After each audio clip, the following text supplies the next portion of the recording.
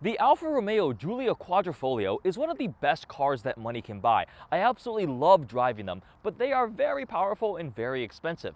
And when you take away that 505 horsepower twin turbo V6, the huge brakes, the quad exhaust tips, and all the carbon fiber, you're left with the regular Alfa Romeo Giulia, which is still an excellent luxury sedan. I've been spending the past week with this 2020 Giulia Ti Lusso all-wheel drive, and I'm going to tell you guys why it's in my top 3 choices for a car in this segment. The engine in the Giulia is a 2-liter turbocharged 4-cylinder, making 280 horsepower and 306 pound-feet of torque. It's mated to an 8-speed automatic transmission. The Q4 on the trunk denotes that it has all-wheel drive. Alfa Romeo claims that 0 to 60 can happen in 5.1 seconds, but it's been tested into the 4s. Now remember, this vehicle goes up against the competition like the BMW 3 Series, Audi A4, Mercedes C-Class, Lexus IS, and some newer entrants like the Genesis G70. Exterior styling is one of the ways that the Giulia does really well. One of my favorite things about the way this car is configured is the paint. It's a brand new paint for the 2020 model year called Verde Visconti. It's a green metallic and it looks amazing. In the sunlight, you can see all the flakes in the paint and it changes a lot. Love the way this paint looks. In the segment, I think the Giulia is one of the top 3 best looking cars. I think the Jaguar XE and the Mercedes C-Class also look really good, but the Alfa Romeo here is one of the best looking ones. Now compared to something like the Quadrifoglio, which is much more aggressive with like the Clover style wheels, all the carbon fiber, the quad exhaust tips, this doesn't look like that. If you want that, you can get something like the Sport trim or the Sport Carbon, which brings similar wheels and more of the aggressive trim pieces to it. But this is the Lusso trim, and Lusso in Italian means luxury, so it's kind of the more classy look to it. We do have yellow brake calipers peeking out behind those wheels for a nice accent, and I can't get over this paint. It just looks so amazing. I really love the way this car looks.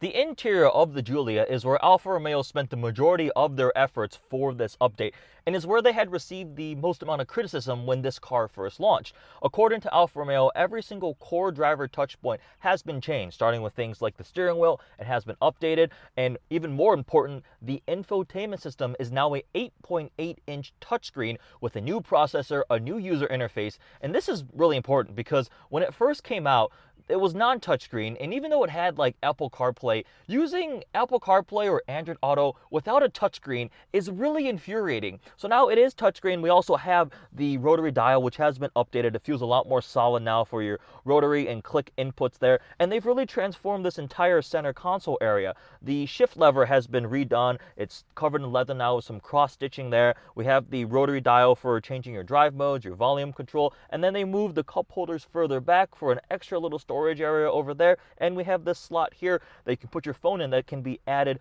with wireless charging, which this car has. 14-speaker Harman Kardon sound system, and I really like this walnut wood trim here that cascades across the middle. It's got some nice texture to it, so it's not like the smooth, plasticky looking type of finish to it. Nice seats.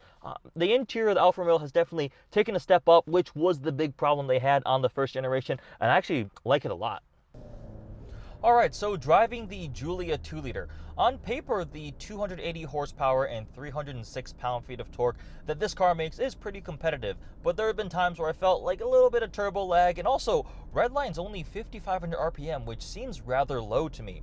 Now, if you rotate it into dynamic mode, it does wake things up a bit, perks it up a bit. So it's got dynamic, we have N for normal, and then A, which I forgot what A stands for, but it's like the economy, eco mode. Usually just been driving this thing in dynamic.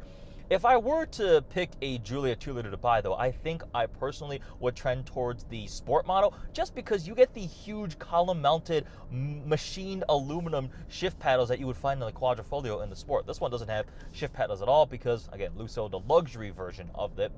They've done a good job of fixing and helping the brake feel. I remember the early Quadrifoglio I drove with the brake-by-wire was really difficult to get smooth, and it was just challenging to drive in a smooth way. The brake feel was just kind of weird. Good steering on this thing. It's a rear-wheel drive platform, and everybody's really loved the chassis on the Giulia.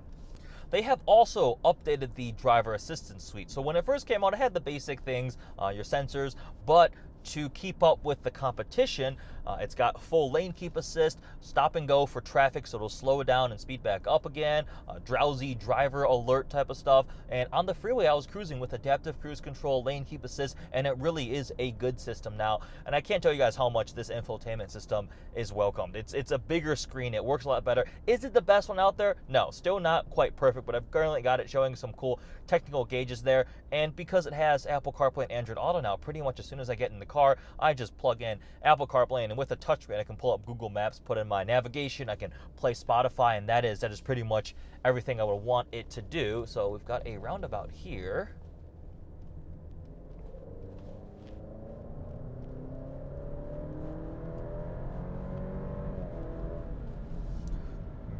It's not bad. It's for a vehicle in this segment, it's good. The problem is the first Giulia I ever drove was a Quadrifoglio. So I went to the top tier one. In comparison, it's not going to bring that same level of excitement. But for a luxury daily driver, something that with all-wheel drive will take you through the snow, inclement weather. Again, I love the way this car looks, especially with this paint. The green is gorgeous on this contrast with the walnut wood trim and the lighter tan colored leather.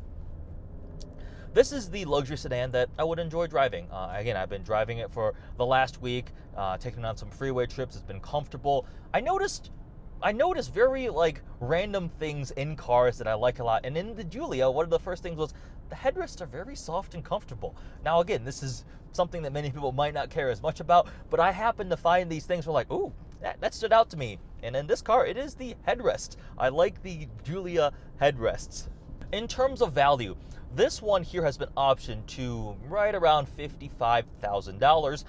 So it is a decently expensive vehicle, but it's in line with the competition. I went to the BMW configurator and took a 3 Series right up to this similar level with the similar equipment. You have heated seats, heated steering wheel. I believe this one has the heated rear seats too. 2 sunroofs there. Again, this is the Lusso trim. If you go get yourself the Sport with the carbon trim, I think they get even more expensive.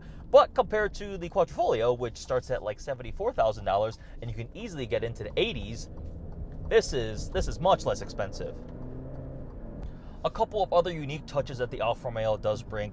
The engine start-stop button is mounted on the steering wheel, which is exactly similar to the Ferrari 812 that I was driving yesterday. So that's a cool little exotic thing to it. We also have a nice little Italian flag right here on the center console by the shift lever. Speaking of the shift lever, they've redone the programming for how you go from reverse to neutral to drive. It was a little bit confusing and takes a second to get used to, but essentially you need to hold the trigger, pull back, put you into drive, hold the trigger, push forward for reverse, and if you don't hold the trigger and just push forward or back, it takes you into neutral with a button to push on the top for park.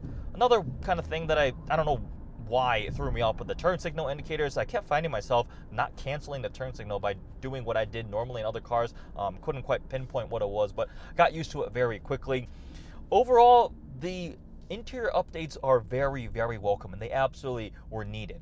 When I first drove it, I was like, this is really good, except the interior is missing this and that, and it feels a little plasticky. Now they've got a lot of nice leather here on the dash and stuff. I very distinctly remember driving the Quadrifoglio and the M3 competition back to back, and I was like, well, I honestly think the Quadrifoglio sounds better, it's more fun to drive, but the M3 was the better car to live with. The interior was better designed.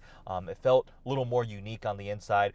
So Alfa has definitely addressed it, updated it. Infotainment is a lot better. It's not the best one out there, but at the end of the day, this might sound stupid, but I love this paint color so much, I could buy a car just based on the paint, which sounds absolutely insane. So to wrap things up, I started off this video by saying I would pick this among my top 3 choices for a car in the segment, and it's absolutely true. The Genesis G70 is one of the newest entrants to this luxury car segment, and it's been really competitive. And I also really like the Mercedes C-Class still. With the recent updates, the interior of the C-Class is still very, very nice. And honestly, the BMW 3 Series isn't even on my list anymore. I'm just a little bit disappointed with the direction that BMW has been going with their latest generation cars, especially the 3 Series. So this, if I were to shop in this segment, it's going to be either one of these with this paint color, because this new 2020 Verde Visconti paint looks amazing.